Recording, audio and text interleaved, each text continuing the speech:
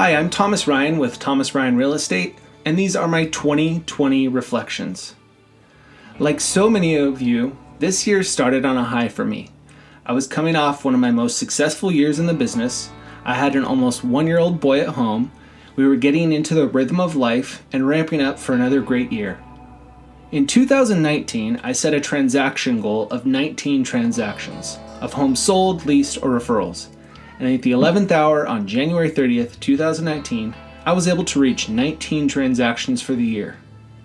At the end of 2019, beginning of 2020, I sat down to plan out my goals for the year. I decided rather than set transaction or production goals for the year, I would lay out a series of intentions of which I believed if I completed, they would lead me towards the production level I would feel confident and satisfied with. These intentions were 1. 12 Chino and the Hills podcast episodes recorded. Second, 6 Always Be Consulting podcast episodes recorded. Third, 12 farm door hangers or postcards sent out to the community in which I market to. Fourth, 12 top 100 mailers, 2 of which would be handwritten. These would be mailers going out to my previous clients. And fifth, 2 phone calls to my top 100 previous clients. I was able to complete all of these intentions with the exception of 2 of them, 2 handwritten mailers and 2 phone calls to my top 100 clients. Monthly marketing to my farm and mailers to my top 100 clients, right on pace for my goal. When around the second week of March, I had my last open house of 2020. It was kind of weird because everyone was somewhat aware of COVID and we were being told to wash our hands and give elbow bumps instead of shake hands, but that was pretty much it. Later that week, I remember watching an NBA game on TV and a game was canceled right before the game was supposed to start because one of the players tested positive for COVID. The NBA canceling games started a snowball of cancellations, closures, and stay-at-home orders. I think we all thought this was going to be a 2-week, slow the spread type situation, and we would be back to normal. As we all know, these 15 days turned into months and months of our new normal. I'll admit it, I was a little nervous about my business and the real estate industry in general. How would we do business and ultimately if our clients would want to do business? Side note, throughout 2018 and 2019, I paid for a subscription service which provided funny real estate social media content, memes, videos, etc. because why not have fun with the business? When COVID hit, one of the biggest and most important shifts in my business I made was canceling this subscription, which I enjoy comedy and the comedic aspect of all situations. I didn't feel it would be in good taste to continue on with this type of content. Instead, I felt it was absolutely imperative that I focused on sharing knowledge, and so I switched to a new subscription, Keeping Current Matters, which I still have now. This genius team of researchers and content creators helped me shift my mindset to being a knowledge broker. And with their knowledge, stats, and content, I was able to gain confidence in myself and the real estate market and the ensuing recovery. In turn, I could educate the consumer, my clients, about what to expect, what is happening, and to be confident in the fact that it is both safe and prosperous to transact in real estate in 2020. I have leaned on Keeping Current Matters hard for their strong research, knowledge, insight from top industry professionals, and of course their content to aid in communicating and aggregating this knowledge to my clients and sphere. Back to March, April of 2020. I can definitely speak for my business personally, as well as a number of my colleagues, in saying that our business definitely slowed down. Clients whom were planning to make a move in spring or summer put that on hold until further notice, fearing exposure from people viewing their home, exposure viewing other people's homes, as well as nervousness about what would happen with the market. Would prices drop? Would the market collapse altogether? It was my focus, and continues to be my focus, to first educate my clients on the measures we are taking to keep us all safe and healthy as it pertains to the real estate transaction, and second, what is going on with the market and what the predictions are for the future. So the first thing, what are we, the industry, and me specifically doing to keep you safe? On the listing side, 1. All showings are scheduled with notice. Additionally, anyone entering your home, including potential buyers, their agent, inspectors, appraisers, etc., are required to sign a property entry advisory disclosure. This is a COVID disclosure, essentially noting that the entrant is not having any symptoms, has not been exposed to anybody with symptoms or tested positive for COVID, or works in a high-risk environment. We require these disclosures to be executed before confirming showings. An additional CBS code is given to the agent for the lockbox access upon receipt. These property entry advisory disclosures are very commonly called PEDs. Second, hand sanitizer, shoe coverings, and disinfectant wipes are provided at all listings. Third, face coverings are required for all entrants, and they are asked to refrain from touching surfaces unnecessarily. Fourth, posted rules for entry are prominently displayed at the entrance of each listing, expressing the necessity of washing hands, wearing face coverings, social distancing, etc., while viewing the home. And fifth, we are currently not hosting any open houses, as the required documentation and logistics really does not make sense. On the showing side, 1. Sellers are required to complete a property entry advisory disclosure as well, confirming they as well are not having symptoms, have not been exposed, work in a high-risk environment, etc. Second, it is requested that occupants of the home vacate the home during the showings, and if they are insisting on staying, face coverings are to be worn and social distancing is to be respected. Third, gloves, hand sanitizer, and shoe coverings can be provided by me upon request.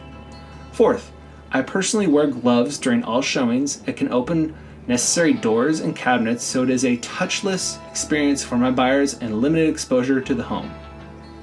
Ultimately, the goal of these precautions is to reduce your and our exposure as much as possible to any people and or surfaces that may be harmful.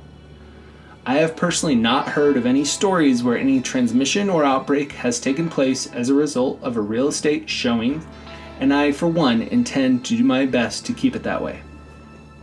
Education. With the help of Keeping Current Matters, as well as my own hyperlocal research, I was able to stay well informed on what was going on with local, state, and national real estate news.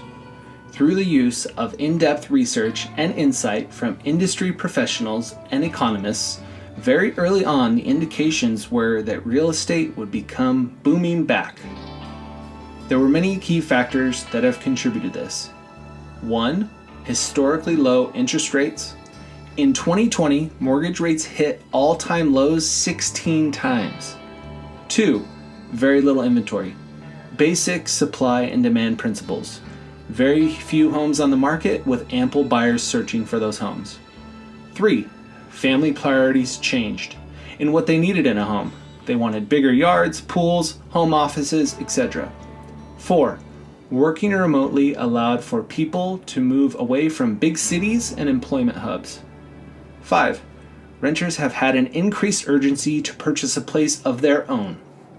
And 6. Stay-at-home orders made the desire to purchase and or dial in the perfect home to be able to stay inside for an extended period of time. So what happened in my business in 2020? Much like everyone, in all industries, we all kind of flew by the seat of our pants, adapted, and made do with what our new normal was and is. After the initial shock and slowdown around mid-May, the floodgates burst open and real estate was very open for business. I can remember my first listing after the initial shock hitting the market in late May in Pomona, LA County. We priced it pretty aggressively and ended up having upwards of 80 showings in 5 or 6 days and over 12 offers significantly above list price. I wrote it off as being a bit of an outlier until the next listing I had came on in a different county and it was much of the same. That's when I knew that it was getting pretty crazy. Throughout the rest of the year and to this day, the prices have continued to increase seemingly daily, and competition amongst buyers is very strong. That brings me to a big topic these days: buyer competition. With buyer competition so strong and multiple offers on virtually every property listed at a reasonable price, the question becomes, how do I get my offer accepted? Here is what I have learned over the years, and most importantly this year: relationships matter. Along with that, which goes hand in hand, is communication matters. I have heard from other agents, my buyers have written 10, 12, 15 offers and not gotten accepted. On multiple occasions this year, I have been involved in offer negotiations where my buyers were going up against multiple other buyers, and we were able to prevail as the offer which was chosen. And on a few of those occasions, my buyers were contingent buyers. Why? Relationships and communication. On a handful of these transactions, I had a previous relationship with, or a degree of separation with, the listing agent, and a good relationship at that. Other occasions, my lender partner, Benny Rabishin with New American Funding, either had a relationship with the agent or communicated so well with the listing agent that the listing agent and seller chose our buyer over other buyers, who were often non-contingent, potentially offered higher down payments and higher purchase price. Through these relationships and communication, we can create confidence in the listing agent and seller's eyes, assuring them we will close escrow and stick to the contractual timeline, all the while communicating effectively. Because, as we all know, during a time where everything is followed by a question mark, assurance and confidence are huge and valuable. Back to my business this year. I am happy, fortunate, and thankful to report that this year, through the ups and downs, I was able to post my most successful year to date. I was fortunate enough to be involved in 21 transactions totaling over $11 million in production, helping families buy, sell, and lease real estate in 2020, with 4 transactions currently in escrow closing in January. I must say, had you asked me in April how my year was going to go, I would have guessed quite dismal, so my level of appreciation couldn't be higher. What's in store for 2021? The short of the long is much of the same. There is little indication that interest rates will creep back up, at least not right away. Buyer demand has remained very strong, and the inventory is still historically low. All of these things combine for the perfect storm for real estate for buyers and sellers. Some quotes and stats from this year that really stuck out to me. First, the average homeowner gained $17,000 in equity over the past year. That's a national number. California, or even more hyper-local, Southern California, could be increased even more.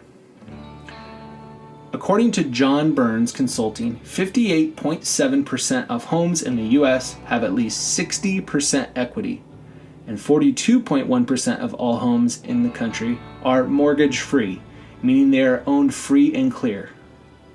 This contributes to a statement made by Ivy Zellman: the likelihood of us having a foreclosure crisis, again, is about 0%.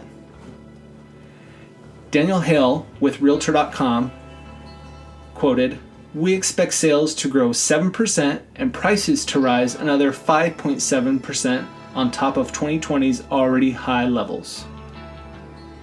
In 2020, mortgage rates hit all-time lows more than a dozen times, falling below 3% for the first time ever. I'll leave you with this quote from Dr. Wayne Dyer: "Our intention creates our reality." I really like this concise quote, especially in a year when we were filled with so much uncertainty.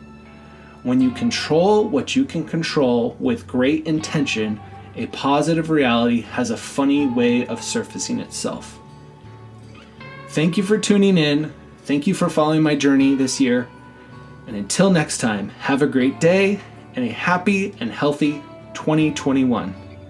Bye.